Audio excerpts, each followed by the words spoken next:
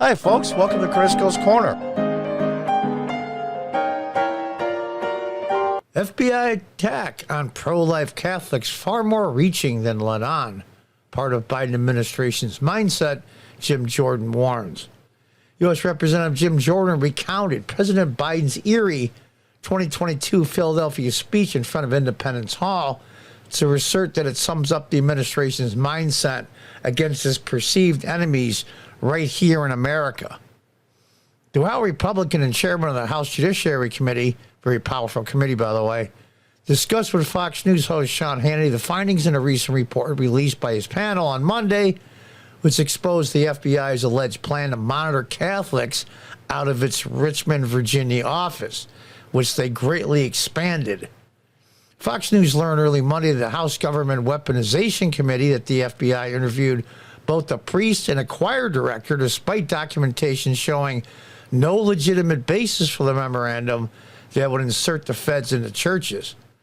According to Jordan, the attack on pro-life Catholics was, however, far more reaching than the FBI officials let on. After insisting the issue was only in Richmond, they lied. Let's listen a little bit. Part of its federal fishing expedition into so-called traditional Catholics, the FBI apparently interrogated at least one priest and a choir director. The latest on this, he is the chairman of the very important House Judiciary Committee. Jim Jordan is with us. Okay, choir director. Now you're going to see, well, it's a lot more than a priest and a choir director. And that's the problem. There's been over 100, they call pregnancy centers. Pregnancy centers are run by pro-life religious organizations and nonprofits that help young women that are having a difficult time financially if they want to carry their baby, carry it through to term, and then if give up for adoption if they so choose. They help them with vitamins and doctor visits and things like that. And over 100 have been firebombed or defaced. And my understanding of the 100 plus that have been defaced and firebombed, only 3 have actually, people have been arrested in any of those incidents, which I find fascinating. But of the 134 complaints under the FACE Act, which is a federal congressional act that says blocking an abortion clinic is unlawful, of the 134, 126 people were arrested. You find that a little lopsided? Yeah, me too. Let's listen. Director? Really? Yeah. So how bad did this get? Well, first they told us it was just one field office, the Richmond field office. Then we learned that, oh, no, it was bigger than that. It was multiple field offices involved in this attack on pro-life Catholics. And now we learn, as you pointed out, Sean, that the FBI was talking to a priest and a choir director. Now, again, remember the larger context. This is the same FBI that spied on President Trump's campaign. This is the same FBI that censored Americans. This is the same FBI on this particular issue that went to Mark Houck's home, a pro-life Catholic, arrested him in his home in front of his wife and 7 children. When that case goes to court, Mark Houck wins, that's how ridiculous this all. Give you a little background on Mark Houck. He was a pro-life, and he demonstrated in front of an abortion clinic. Now, even the local police said there's no incident here. There's no arrest. Well, the feds took it upon themselves to make an example of him, even though he broke 0 laws, federal or local. Raided his house with guns, cops all over the place, early morning with his 7 children and his wife. Meanwhile, at the same time, when he found out the FBI was investigating him and the DOJ offered to turn himself in. And they said no. But they raided his house, probably smashed the door in. Who knows what could have happened with all those kids running around. I mean, it's chaos when you go in like that. But yet they terrified his wife and his children, and he was put on trial. And almost immediately after the trial, found not guilty. Basically, my understanding was a jury thought it was a joke. So that's what our report spells out. Well, Congressman, let me ask you. The FBI wasn't being square with us. So you subpoenaed documents that you subpoenaed show there was no legitimate basis for the memorandum to insert federal law enforcement into Catholic houses of worship. Then why did they do that? This whole mind. Remember when Joe Biden stood in front of Independence Hall and talked about how one half of the country is fascist, and it's this whole mindset. If you're pro-life, if you're a traditional Catholic, somehow you're radical, somehow you're an extremist. Remember, this is part of the Justice Department that said if you're a mom and dad going to a school board meeting, you're an extremist as well. So now I want you to listen to this, people, as most people don't listen to the whole video. Whether you like President Trump, you hate him, or you're somewhere in between, the only way, it might not be clean it all out, but the only way to get the vast majority of the evidence that's needed to show the corruption in the DOJ and the FBI, I'm not saying it's all of them. In fact, I wonder why the good FBI officers, which are the majority, and the Department of Justice, which are the majority, aren't leaking stuff out all over the place. I can maybe understand why they won't come to a congressional hearing, because we've had a few people before in the FBI makes their life a living hell. I understand that part. But they leak like crazy all the time. I don't know what's going on. But in order for the good guys to win, a Democrat cannot win the presidency next year. I don't care who it is. These people have to be reined in. This is the actual threat to the republic, not President Trump. This is the mindset. This is what's so scary, and this is why we don't want to give them more money for a new headquarters, and why we've formed this committee to look at all the things they have done in this area and, of course, in the censorship area. Can I ask you, in light of what happened in the summer of 2020, 574 riots, dozens of dead Americans, thousands of injured cops, hit with bricks, rocks, bottles, Molotov cocktails, billions in property damage. There was no committee set up for those riots, Congressman. Funny little side note, just recently in the news 2 days ago, two people, one man, one woman, that were rioting in 2020, burned a Wendy's to the ground. They got caught, and they did a plea deal. And the plea deal was $500 fine and probation. Yep. But if you just walk into the door of the Capitol building, one guy recently just got picked up. They're still arresting people. Got picked up. He walked in for 2 minutes, looked around, and walked out. He's going to federal prison for God knows how many years. This two-tier justice system is enough. It will rip this republic in pieces. It will. For those of you that don't like Trump or maybe on the fence about him, whether you like his personality or not, he is the only one that has the balls to clean these people out. And they are, I believe they are a minority. And the other thing is, I don't think this comes directly from Biden, even though he is the executive and runs the DOJ and the FBI. I think this is a small group of people, nameless, faceless, unelected, that are truly the president when it comes to making policy like this. These are the ultra-left progressives, the nut bars that are in charge of the executive branch. I think Biden, for intents and purposes, is just a figurehead. It's them that are doing things like this. It's them that are going after parents at school board meetings. It's them that's going after traditional Catholics, Orthodox Catholics. It's them when people are protesting at abortion clinics, which is their constitutional right that they go after. Little old ladies, they'll walk around the Capitol building on January 6th. It's ridiculous. Absolutely ridiculous. The people that are going to jail and ruining their lives, even when they're found innocent, they have to spend their life savings plus just to defend themselves. Dozens and dozens and dozens of ex-Trump's officials, when he was president, have all been brought under charges. It's Kash Patel said the other day on Timcast, he spent over $500,000 on legal fees, and he hasn't done a thing. It's lawfare.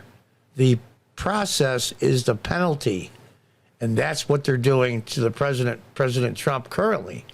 But he has basically unlimited resources, and he raises a lot of money. So we'll see how that turns out. But this is all part of a progressive Democrat operation. And yet we're using limited resources of the FBI for this? That's what they're investigating? Why didn't they use the videotape of all those people involved in the riots in the summer of 2020 and have a committee like the January 6th committee? Right, because we've been consistent. You've been consistent. We've condemned violence every time it's happened. We said it was wrong in the summer of 2020, and those who committed violence on January 6th, we said that was wrong. But here's this FBI. I use the example again of Mark Houck. Praying in front of an abortion clinic, they decide to go into his home. He was willing to turn himself in. His counsel said so. And they go into his home, arrest him in front of his wife and children. That is not how you're supposed to operate in this great country. Again, it's why we're doing the work we're doing and making sure we get the facts out there and beginning to change this behavior. Now, I agree. And I like Jim Jordan in a lot of ways in Congress. But to be honest with you, they have all this evidence all over the place. The fake January 6th committee got rid of over 1.5 terabytes. 1.5 terabytes is a ton of information. Depositions, documents, emails, texts from phones, all kinds of records, video testimony of dozens and dozens and dozens of people. All of a sudden, when the Republicans took over the House of Representatives, that 1.5 terabytes vanished, completely vanished, and no one's being charged with the destruction of government documents. By federal law, that automatically gets sent to the archives. It's all digital. There's no, and they just pushed a button and deleted 1.5 terabytes of information. We all know this because President Trump tried to subpoena those 1.5 terabytes worth of videos and documents and emails and texts and his defense. And guess what? They just disappeared. Why is no one in jail? That's why I like the rhetoric, but no one's being charged. I don't get it. Can you tell me why and how this is happening? When you think of the FBI's involvement in terms of in the lead up to the election in 2020, and the FBI was meeting months before with all of the big tech corporations, warning them they may be victims of a disinformation campaign about Joe and Hunter Biden. And lo and behold, by the way, they knew Rudy Giuliani had a copy of Hunter's laptop. They knew that story was going to break. Then when Facebook and Twitter asked for confirmation, is this real or not, they would not answer when in fact they knew it was absolutely real. Why do you think they did that? And why is not anybody being held accountable? Well, just a little information here. Just recently, Director Wray, the director of the FBI, was asked why the FBI did not say in 2020 that the Hunter Biden laptop was real. Everybody knew it was real, except for the mainstream media that convinced millions and millions of people that it was Russian disinformation, which was total bullshit. And he said right out, we didn't say it was real because we didn't want to interfere with an election. They got spooked when Comey came out with the emails on Hillary Clinton, and Hillary lost narrowly in an election. Trump pulled the inside straight to beat her, and they think that email, a fiasco or scandal, whatever you want to call it at the end, was the reason. So they weren't going to make the same mistake again. Give you a little context, after the 2020 election, they took a survey. Would you have voted for Joe Biden if you had known that the Hunter Biden laptop was real and not supposedly called Russian disinformation? 1 out of 7, if I do this correctly from memory, 1 out of 7 said they would not have voted for Joe Biden. Now, they didn't say they would have voted for Trump, just not for Joe Biden. And believe me, they see those polls, and they covered their asses again. Everybody knows it's real, and now they're saying, well, guys like Giuliani and some news groups, real news groups, not fake ones, have copies of the Hunter Biden laptop. Now they're saying, oh, they might have been altered. And really don't know, because the real laptop, if you go into that, is the only credible evidence, and those copies floating around could have been altered. These people suck so bad. Why is the FBI now, for 2 presidential cycles in a row, in the case of James Comey, protecting Hillary and emails, et cetera, why is the FBI getting involved in our elections? I think the reason they did that particular case is because it involved Joe Biden's son. It's the same reason we have a 5-year investigation into Hunter Biden, and they had to go to a special counsel after 5 years of investigating. I actually think that whole case, I think they'd have got away with it. I think it had all been cleared through, but for 2 brave whistleblowers, who, by the way, are going to give more information to the Ways and Means Committee tomorrow. But for Shapley and Ziegler, I think they get away. And for that judge in Delaware, I think the reason they did it all was because it was about the Bidens. That's the whole point here. So that is why I think they did it. And it was worse yet, Sean. The U.S. attorney in Pittsburgh, who was supposed to be the clearinghouse for all information in 2020 relative to Hunter Biden and Ukraine. When we deposed Mr. Brady, he told us that I asked him, I said, when did you find out about the laptop? And you think that's pretty important information? They'd have told the U.S. attorney, who was supposed to be the guy in our government who filters that information, clears it. I asked him, when did you learn about the laptop? He said, when the story went public. Did the FBI in 2016 protect Hillary Clinton? Are they applying a different standard in terms of classified information now to Donald Trump? Number one. And in 2020, when they were talking to big tech companies, did they censor information they knew was true? Did they actively work to do that? We have 20 seconds. Well, they kept it from Scott Brady, so I sure think they did. And, of course, in 2020, it was worse than what you described because they spied on President. Yeah, well, we won't go into that when they play the music. They don't want to get a copyright strike. And we go into the rest of the story. Going after devout Catholics and all kinds of other organizations. It's amazing to me how they can get away with it. I remember, I was born in 1956, so I remember very well as a teenager, the late 60s and early 70s, when Watergate was going on. It was the exact same thing, but reversed. Intelligence agencies, FBI, the DOJ, were spying on Democrats at Watergate Hotel. And they hired people to go in there, and they were caught, and everybody knows the history of Watergate, at least people that are older do. And now it's the same thing, but reversed, but times 10. Now they're doing it right out in the open. And nobody's resigning, nobody's being prosecuted, and nobody's going to jail. How in the hell are they getting away with it? Even the people that still approve of Biden, which I shake my head now and wonder at them, know it too and don't care. Why? Because they're going after someone they don't like or hate, President Trump, and some Republicans. And even some Republicans are going along with it because they hate President Trump and the so-called MAGA Republicans in the House and the Senate. It's just amazing to me. Will the truth ever come out? Well, the whole truth never does. But I remember very well, go back and watch the movie All the President's Men, where they went through and they were the reporters from the Washington Post when they used to be a real newspaper. It's just incredible. They're doing it right out in the open where everybody can see it. And nobody's in trouble. Nobody even gets fired, let alone prosecuted.